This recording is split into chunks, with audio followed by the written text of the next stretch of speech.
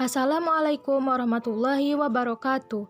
Nama saya Rahma Arini Fitria dari Prodi Teknologi Rekayasa Internet. Video ini untuk memenuhi ujian akhir semester praktikum elektronika. Pada video ini, saya akan menjelaskan mengenai klipper paralel negatif, tetapi kita akan membahas terlebih dahulu mengenai pengertian jenis-jenis klipper, komponen, analisis rangkaian, dan yang terakhir mengenai simulasi rangkaian menggunakan Proteus. Apa sih rangkaian klipper itu? Rangkaian klipper adalah rangkaian pembentuk gelombang atau wave shaping yang berfungsi memotong bentuk gelombang masukan yang berada di bawah atau di atas level DC tertentu. Jenis-jenis rangkaian klipper. Secara umum, rangkaian dasar dari sebuah klipper yang menggunakan dioda dapat digolongkan menjadi rangkaian klipper seri dan rangkaian klipper paralel. Pada rangkaian klipper seri, dioda dipasang secara seri dengan beban, sedangkan pada rangkaian klipper paralel, dioda dipasang secara paralel dengan beban. Rangkaian klipper seri dan paralel tersebut masing-masing terbagi menjadi rangkaian positif dan rangkaian negatif. Selanjutnya, saya akan menjelaskan mengenai rangkaian klipper paralel negatif. Pada rangkaian klipper paralel negatif, dioda dan sumber arus dipasang paralel dengan beban dan jalur output. Rangkaian ini akan memotong level DC negatif pada level tertentu sesuai dengan tegangan negatif yang diberikan. Adapun komponen yang digunakan dalam rangkaian klipper yang pertama yaitu alternating current atau AC, jenis arus listrik di mana arah aliran elektron berubah bolak-balik secara berkala. Yang kedua adalah resistor, yaitu komponen pasif yang memiliki nilai hambatan tertentu, berfungsi untuk membatasi dan mengatur arus listrik dalam suatu rangkaian elektronika. Yang ketiga adalah dioda, komponen elektronika yang berfungsi menyearahkan arus. Dioda memiliki dua buah kutub dan tiga kondisi, yaitu tanpa tegangan, tegangan positif, dan tegangan negatif. Yang terakhir adalah osiloskop, alat ukur elektronik yang dapat memproyeksikan sinyal listrik menjadi gambar grafik agar dapat dibaca dan mudah dipelajari. Cara menganalisis rangkaian klipper paralel. Yang pertama, perhatikan arah dioda. Bila arah dioda ke bawah, maka bagian positif dari sinyal input akan dipotong. Dan apabila arah dioda ke atas, maka bagian negatif dari sinyal input akan dipotong.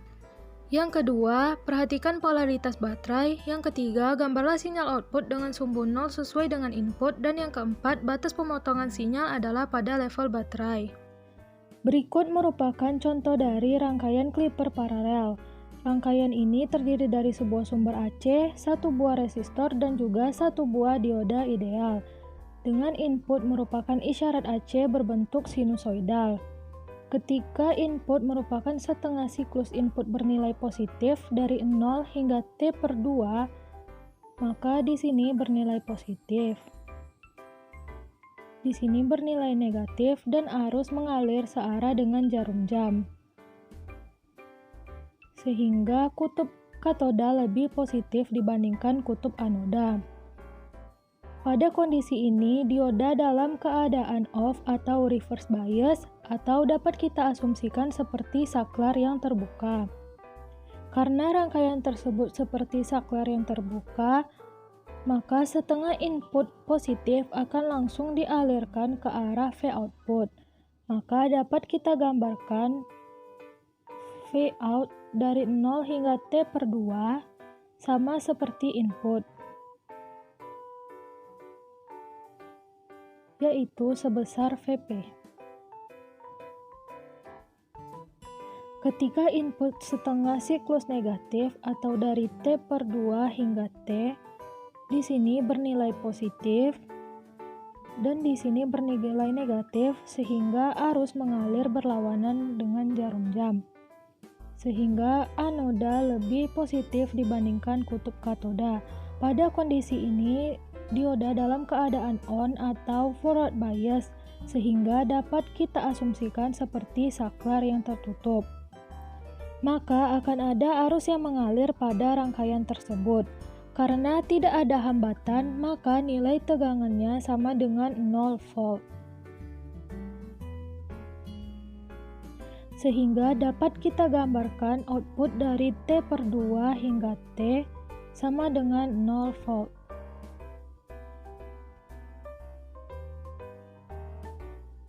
Karena yang dipotong adalah bagian negatif, maka rangkaian ini disebut sebagai rangkaian Clipper paralel negatif. Berikutnya merupakan contoh rangkaian Clipper paralel negatif dengan pendekatan dioda kedua VD sama dengan 0,7 volt. Di sini rangkaian yang digunakan sama dengan rangkaian sebelumnya, tetapi dioda yang digunakan adalah dioda silikon. Ketika input bernilai positif dari 0 hingga T/2 sama seperti rangkaian sebelumnya, di sini bernilai positif, di sini bernilai negatif, arus mengalir searah jarum jam, maka kutub katoda akan lebih positif dibandingkan kutub anoda. Pada kondisi ini, diode dalam keadaan off atau reverse bias sehingga dapat kita asumsikan seperti saklar yang terbuka. Karena saklar yang terbuka, maka tegangan akan dialirkan langsung ke V output, sehingga dapat kita gambarkan output dari 0 hingga T/2 sama seperti V input, yaitu bernilai Vp. Ketika input bernilai negatif dari T/2 hingga T, maka di sini bernilai positif, di sini bernilai negatif, dan arus mengalir berlawanan dengan arah jarum jam. Maka anoda lebih positif dibandingkan kutub katoda. Sehingga diode dalam kondisi on atau forward bias. Pada rangkaian sebelumnya diode ideal, pada rangkaian ini akan dihubung singkat dengan tegangan sebesar 0 volt. Tetapi pada pendekatan dioda kedua, dioda akan diasumsikan sebagai sebuah sumber dengan tegangan sebesar 0,7 volt.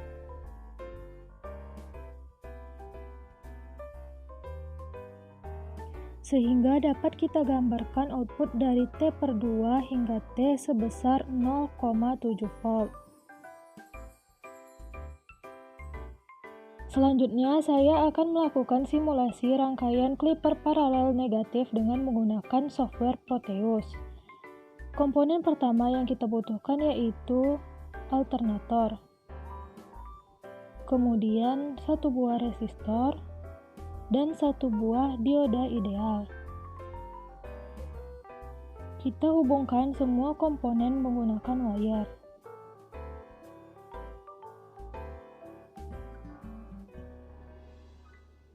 Setelah itu kita atur amplitudo pada alternator menjadi 20 volt dengan frekuensi 50 Hz. Selanjutnya kita letakkan ground dan satu buah osiloskop dihubungkan ke rangkaian.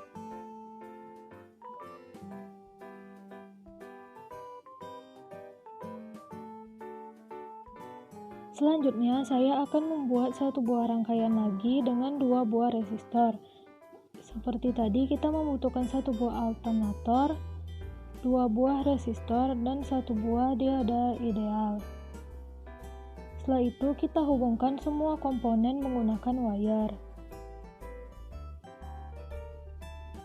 Kita hubungkan satu buah ground dan juga satu buah osiloskop.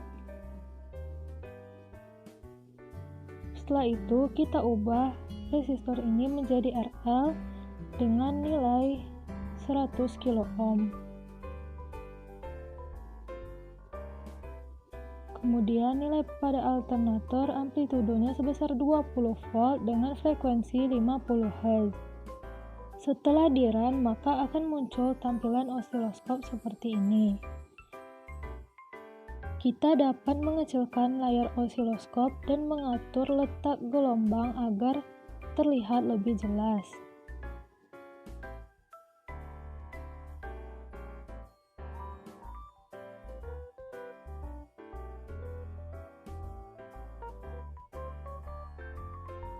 Di sini dapat kita lihat gelombang yang berwarna kuning merupakan sinyal input dan gelombang yang berwarna merah merupakan gelombang output.